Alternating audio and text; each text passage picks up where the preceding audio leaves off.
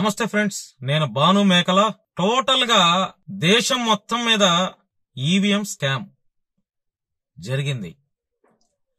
ఆంధ్రాలో కాదు, దేశంలో బీజేపీ ఎక్కడెక్కడైతే పోటీ చేసిందో అక్కడ ఈవీఎం స్కామ్ జరిగిపోయింది. తప్పు చేసిన వాళ్ళు ఎప్పటికీ రాజులాగా దొరలాగా బ్రతకలేరు. ఈ రోజు దొరకపోవచ్చు, ఒక నెల తర్వాత దొరకపోవచ్చు, ఒక సంవత్సరం తర్వాత అయినా దొరకపోవచ్చు. కానీ తప్పు చేసిన వాళ్ళు కంపల్సరిగా ఏదో ఒక రోజు దొరకాల్సిందే, అందులో డౌటే లేదు.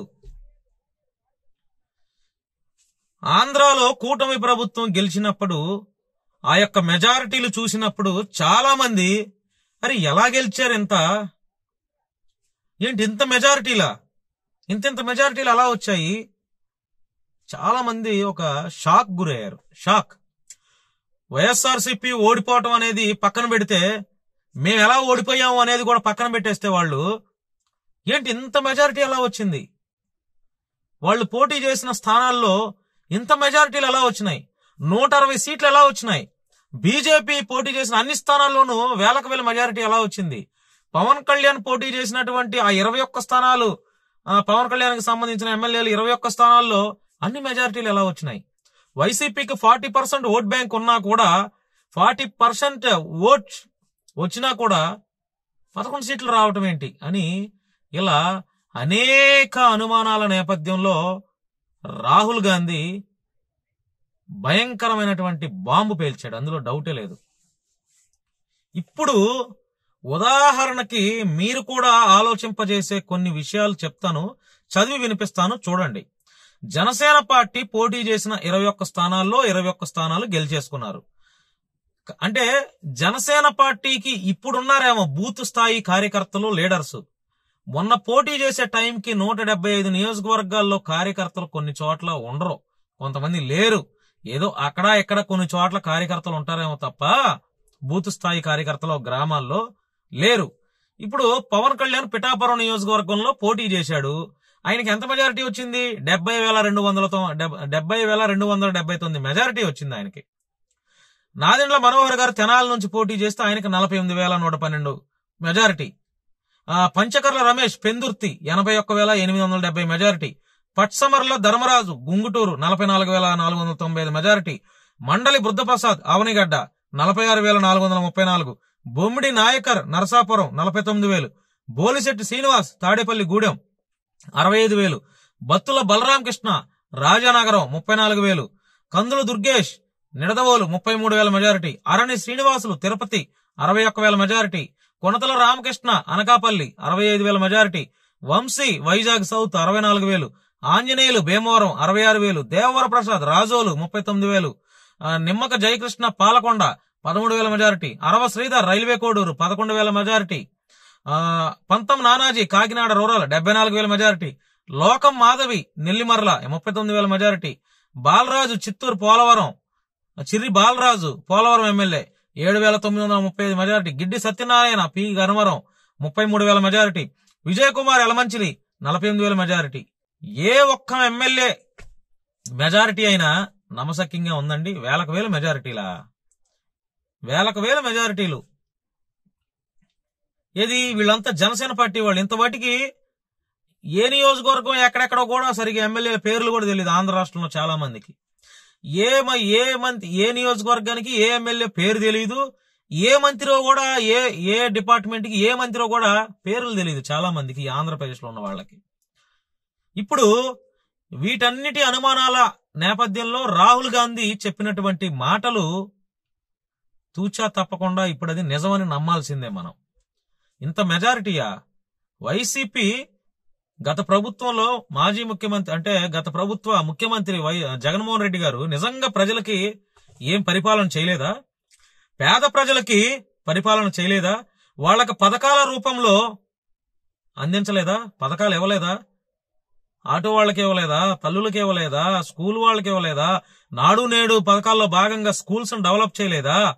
వైద్యం డెవలప్ చేయలేదా? మెడికల్ కాలేజీలు కట్టలేదా? ఏం చేయలేదు. రైతులకు రైతు భరోసాలు ఇవ్వలేదా? రైతు పథకాలు ఇవ్వలేదా? డ్వాక్రా వాళ్ళకి పథకాలు ఇవ్వలేదా? చిన్నపిల్లలకి అసలు ఈ దేశంలో ఏ ఒక్కటి ఫ్రీగా ఇచ్చినా ఇవ్వకపోయినా స్కూల్స్, వైద్యం మాత్రం ఫ్రీగా ఇవ్వాలి. అది ఇస్తే వైద్యం, ఎడ్యుకేషన్ ఇస్తే నిరక్షరాస్యత ఉండదు. ఉచిత వైద్యం ఇస్తే ప్రజలు ఎంతమంది చచ్చిపోరు. అది ఇవ్వకపోగా ఇది ఎంత ఇప్పుడు చూడండి, పెద్ద ఎత్తున ఈవీఎం స్కామ్ అనేది దొంగలు దొరికేశారు. ఇంకా అది ఏం ఉండదు. ఇంకా ఇప్పటికే 15 ఏళ్లు ప్రధానమంత్రి నరేంద్ర మోడీ గారు ప్రధానమంత్రిగా చేసి ఏం చేశాడు, ఏం బీకాడు ఆయన ఏం చేశాడు? దేశంలో మత గొడవలకు ఆద్యం పోస్తున్నాడు. ఆంధ్రాలో మత గొడవలు లేవు అనుకుంటే పవన్ కళ్యాణ్ గారి పుణ్యమా అంట మత గొడవలు, మత హత్యలు కూడా జరుగుతున్నాయి. ఎందుకు ఇంకా ప్రధానమంత్రి ఎలా అయినా సరే నరేంద్ర మోడీని గద్దె దించాల్సిందే, ఆంధ్రాలో కూటమి ప్రభుత్వాన్ని గద్దె దించాల్సిందే, అందులో డౌటే లేదు. క్రిస్టియన్లను బ్రతకనివ్వట్లా, ముస్లింల సంగతి పక్కన పెట్టండి, క్రిస్టియన్ల మీద దాడులు జరుగుతున్నాయి. ఆంధ్ర, తెలంగాణలో క్రిస్టియన్ అనేవాడు నోరెత్తుతుంటే వాడి మీద అక్రమ కేసులు పెడుతున్నారు.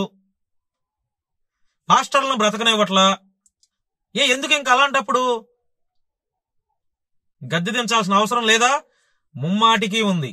వైఎస్ఆర్సీపీ గవర్నమెంట్ లో ఇలాంటి మత గొడవలు జరగలేదు. వైసీపీ గవర్నమెంట్ లో క్రిస్టియన్స్ అందరూ హ్యాపీగా ఉన్నారు. వైసీపీ గవర్నమెంట్ లో ముస్లింలందరూ హ్యాపీగా ఉన్నారు. మత గొడవలు జరగలేదు. హిందూ, ముస్లిం, క్రైస్తవులు కలిసిమెలిసి ఉన్నారు, కలిసిమెలిసి అన్నదమ్ముళ్లాగా ఉన్నారు. బీజేపీ అధికారంలోకి వచ్చిన తొలినాళ్ల నుండి స్టిల్ ఈ రోజుకి మత గొడవల సంఖ్య పెరుగుతూనే ఉన్నాయి, మత ఘర్షణల సంఖ్య పెరుగుతూనే ఉన్నాయి. ఆంధ్రలో పవన్ కళ్యాణ్ గారి పుణ్యమా అంటూ మత హత్యలు జరుగుతున్నాయి, దాడులు జరుగుతున్నాయి, హత్యలు జరుగుతున్నాయి, అత్యాచారాలు జరుగుతున్నాయి, ప్రభుత్వ అధికారులు కిడ్నాపులు జరుగుతున్నాయి, ర్యాగింగ్ల పేరుతో గొడవలు జరుగుతున్నాయి. నడి రోడ్డు మీదే ఒక పార్టీకి సంబంధించిన వారిని ఇంకో పార్టీ వారు చంపేస్తున్నారు. 30,000 మంది పిల్లలు తప్పిపోయారు అన్నప్పుడు, ఇదే పవన్ కళ్యాణ్ గారు ముఖ్యమంత్రిగా ఉన్నప్పుడు వాళ్ళందరిని ఎక్కడ వెతికి పట్టుకుంటున్నారు? ఏంటి ఇదంతా? ఈ రాష్ట్రాన్ని రావణ కాష్టంగా చేస్తున్నారు. ఈ రాష్ట్రంలో మత అలజడులు సృష్టించి మనుషుల మధ్య ఉన్నటువంటి అన్నదమ్ముల బంధాలని దూరంగా పెట్టేసేసి సునకానందం పొందుతున్నారు. తప్పకుండా ఖండించాల్సిందే, ప్రతి ఒక్కరు ప్రశ్నించాల్సిందే.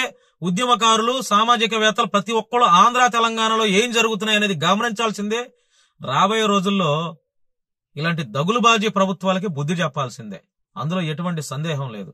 ప్రతి మనిషి బాగుండాలి, అందరికీ మంచి పరిపాలన అందించండి, పేదవాళ్ళను ఆదుకోండి, స్కూల్స్ డెవలప్ చేయండి, వైద్యం అందించండి, ఇవి బాగు చేయండి.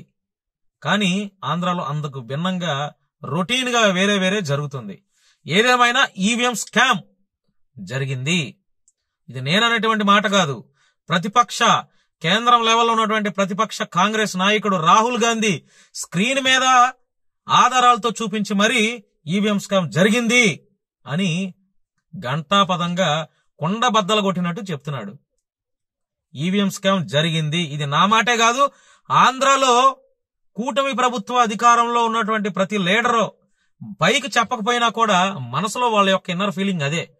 వాళ్ళ కార్యకర్తలను అడిగినా కూడా వాళ్ళ ఇన్నర్ ఫీలింగ్స్ అదే. పైకి చెప్పలేరు కదా.